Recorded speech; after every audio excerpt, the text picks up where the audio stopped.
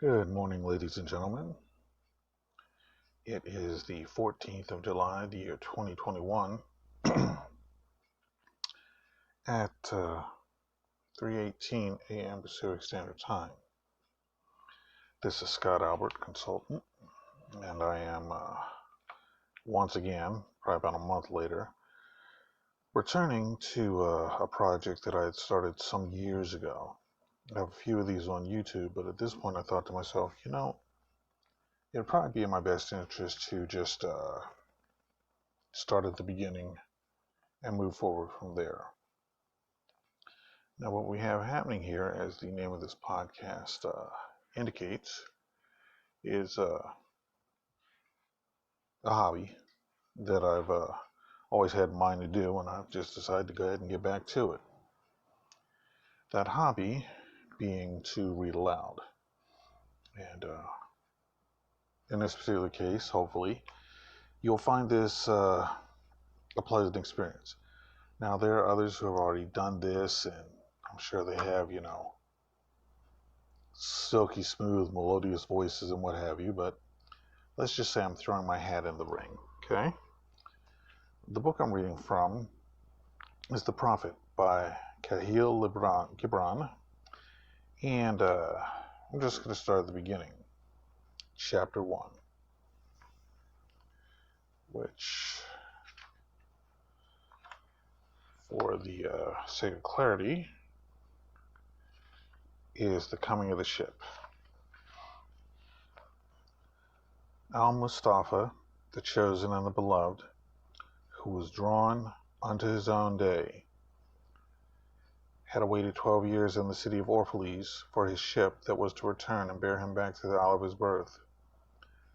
And in the 12th year, on the 7th day of Elul, the month of reaping, he climbed the hill without the city walls and looked seaward, and beheld his ship coming with the mist.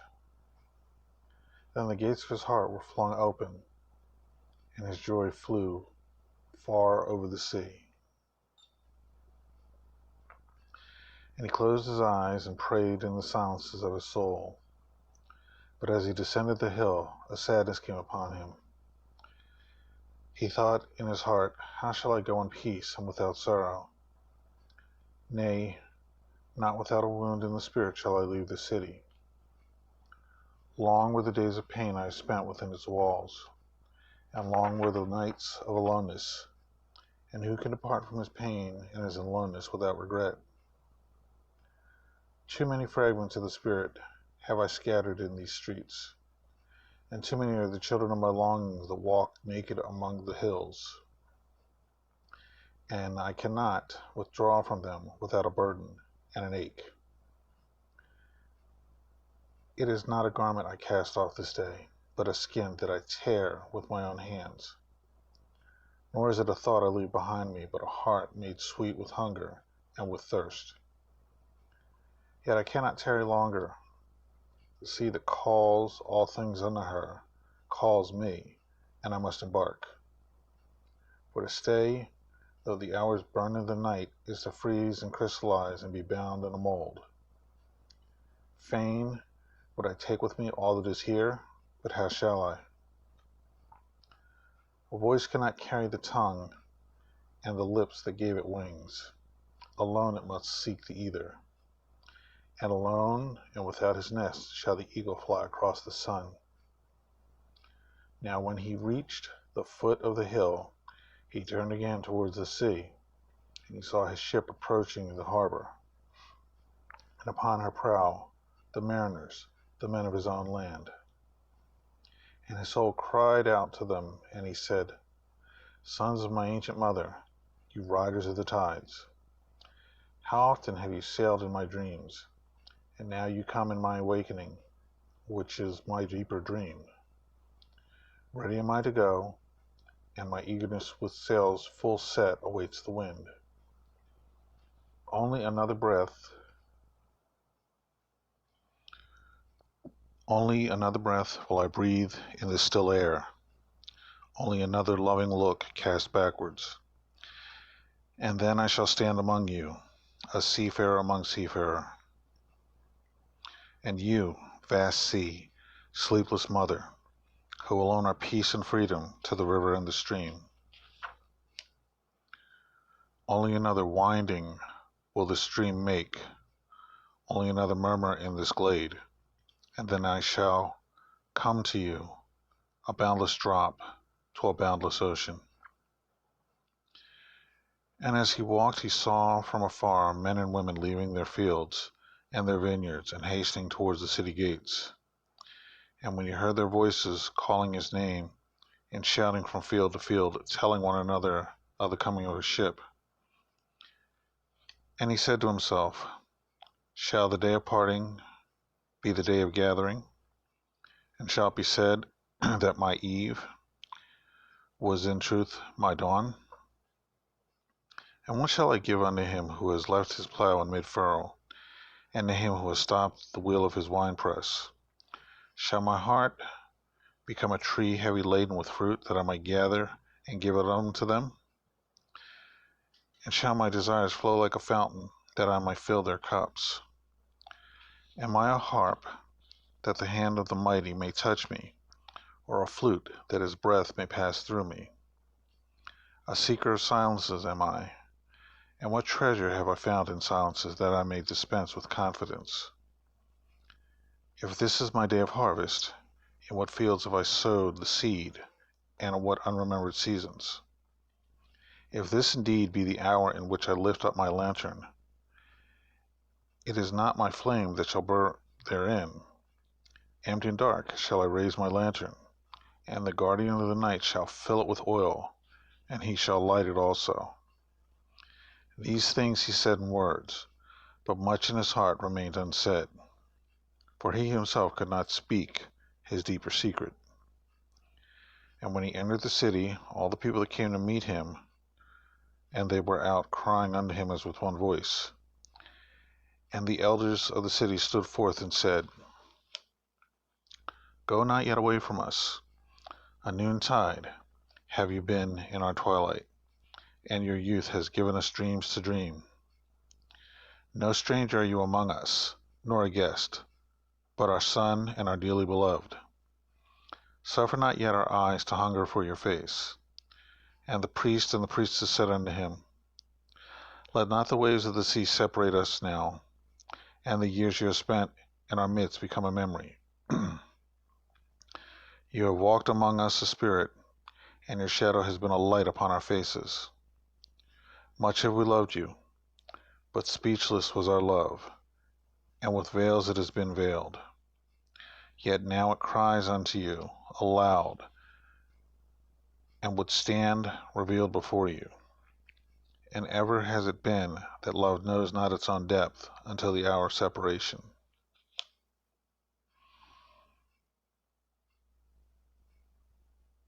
And others came also and entreated him, but he answered them not. He only bent his head, and those who stood near saw his tears falling upon his breast. And he and the people proceeded towards the great square before the temple. And there came out of the sanctuary a woman whose name was Amitra, and she was a seeress. And she looked upon her with exceeding tenderness, for it was she who had first saw it and believed in him when he had been but a day in their city. And she hailed him, saying, Prophet of God, in quest of the uttermost, long have you searched the distances for your ship, and now your ship has come, and you must needs go. Deep is your longing for the land of your memories, and the dwelling place of your greater desires, and our love would not bind you, nor our needs hold you. Yet this we ask ere you leave us, that you speak to us and give us of your truth, and we will give it unto our children, and they unto their children, and it shall not perish. In your aloneness you have watched with our days, and in your wakefulness you have listened to the weeping and the laughter of our sleep. Now therefore disclose to us, to ourselves, and tell us all that has been shown you of that which is between birth and death.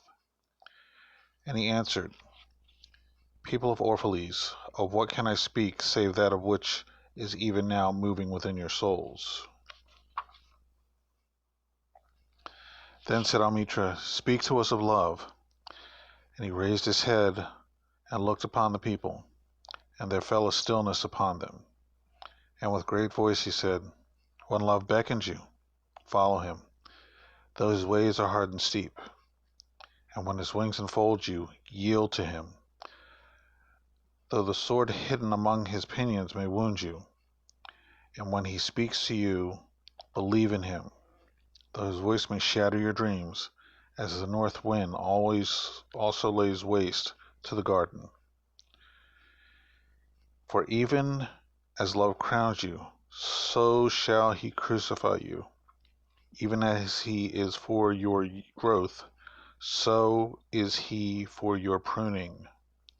Even as he ascends to the height and caresses your tenderest branches that quiver in the sun, so shall he descend to your roots and shake them in their clinging to the earth. Like sheaves of corn gathers you unto himself. He threshes you to make you naked. He sifts you to free you from your husks. He grinds you to whiteness. He kneads you until you are pliant. And then he assigns you to his sacred fire, that you may become sacred bread for God's sacred feast. All these things shall love do unto you, that you may know the secrets of your heart, and that in that knowledge become a fragment of life's heart. But if you fear, you would only seek love's peace and love's pleasure. Then it is better for you that you cover your nakedness and pass out of love's threshing floor into the seasonless world, where you shall laugh, but not all your laughter, and weep, but not all of your tears. Loves get naught but itself, and takes naught but from itself. Love possesses not, nor would it be possessed, for love is sufficient unto love. When you love, you should not say, God is in my heart, but rather, I am in the heart of God. And think not that you can direct the course of love, for love, if it finds you worthy, directs your course. Love has no other desire but to fulfill itself. But if you love and must needs have desires, let these be your desires: to melt and be like a running brook that sings its melody to the night, to know the pain of too much tenderness, to be wounded by your own understanding of love, and to bleed willingly and joyfully, to wake at dawn with a winged heart and give thanks for another day of loving, to rest at the noon hour and meditate love's ecstasy, to return home at eventide with gratitude, and then to sleep with a prayer for the beloved in your heart and a song of praise upon your lips. Then Almitra spoke again and said, And what of marriage, master? And he answered, saying, You were born together, and together you shall be forevermore. And you shall be together when the white wings of death scatter your days. Aye, you shall be together even in the silent memory of God.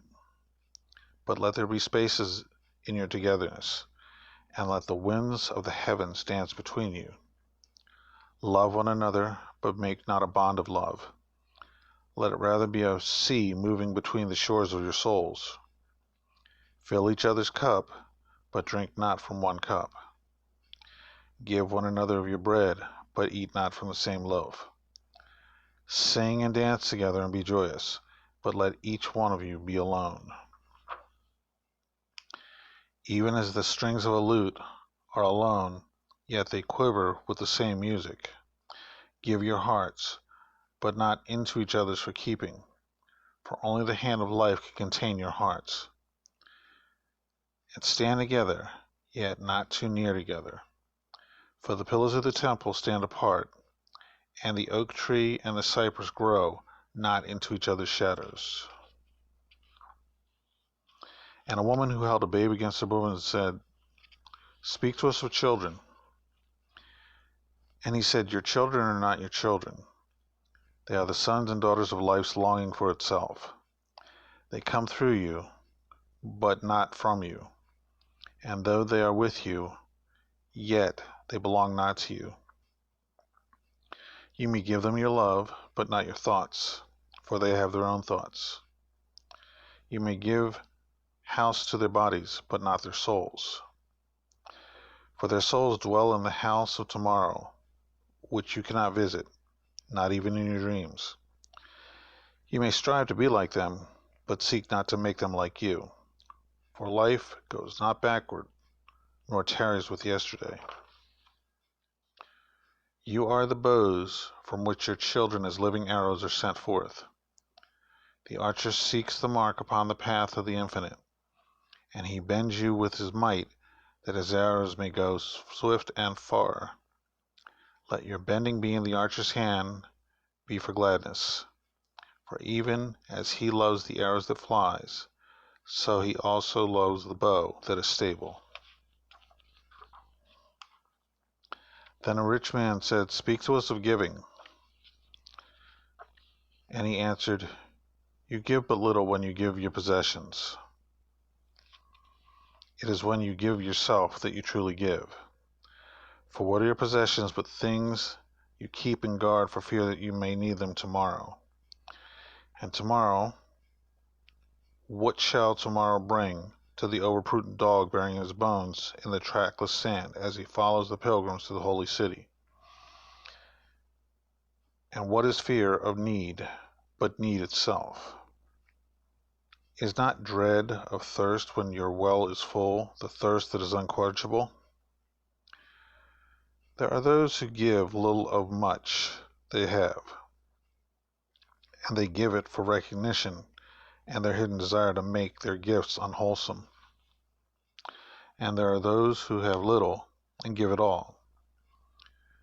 These are the believers in life and the bounty of life, and their coffer is never empty. There are those who give with joy, and their joy is their reward. And there are those who give with pain, and that pain is their baptism.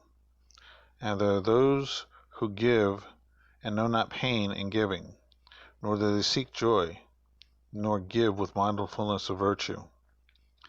They give as in yonder valley the myrtle breathes its fragrance in the space.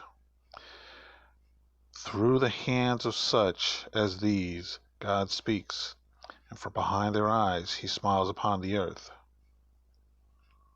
It is well to give when asked, but it is better to give when unasked, through understanding.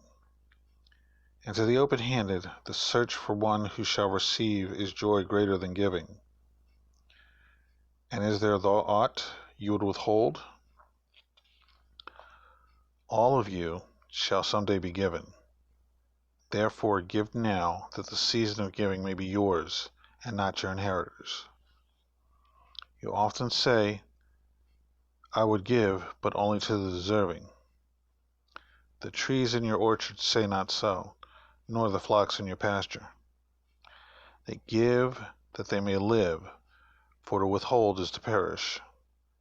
Surely he who is worthy to receive his days and nights is worthy of all else from you. And he who deserves to drink from the ocean of life deserves to fill his cup from your little stream. And what great desert greater shall there be than that which lies in the courage and the confidence, nay, the charity of receiving? And who are you, that men should rend their bosom and unveil their pride, that you may see their worth naked and their pride unabashed? See first that you yourself deserve to be a giver, and an instrument of giving. For in truth, it is life that gives unto life, while you, who deem yourself a giver, are but a witness. And you receivers, and you are all receivers, assume no weight of gratitude, lest you lay a yoke upon yourself and upon him who gives. Rather, rise together with the giver on his gifts as on wings. For to be over mindful of your debt is to doubt his generosity, who has the free-hearted earth for mother and God for father. Then an old man, a keeper of an inn, said, "Speak to us of eating and drinking." And he said, "Would that you could live on the fragrance of the earth like a plant, so as to be sustained by the light. But since you must kill to eat and rob the newly born of its mother's milk to quench your thirst, let it be an act of worship, and let your board stand an altar on which the pure and the innocent of forest and plain are sacrificed, for that which is pure and still more innocent in man. When you kill a beast, say unto him in your heart, by the same power that slays you, I too am slain, and I too shall be consumed. For the law that delivered you into my hand shall deliver me into a mightier hand. And your blood and my blood is naught but the sap that feeds the tree of heaven." Okay, folks, we're going to end that there at page 23. I hope you enjoyed this. My apologies for any of the little flubs I made. I am certain to become better and improve over time. Slightly rusty out over doing this, but hey, we got to start somewhere. So, thank you for listening. Hope you enjoyed it. Next time around, we'll start at page 24. This has been Scott Albert Consultant. Website is www.xpr3.com. See you next time.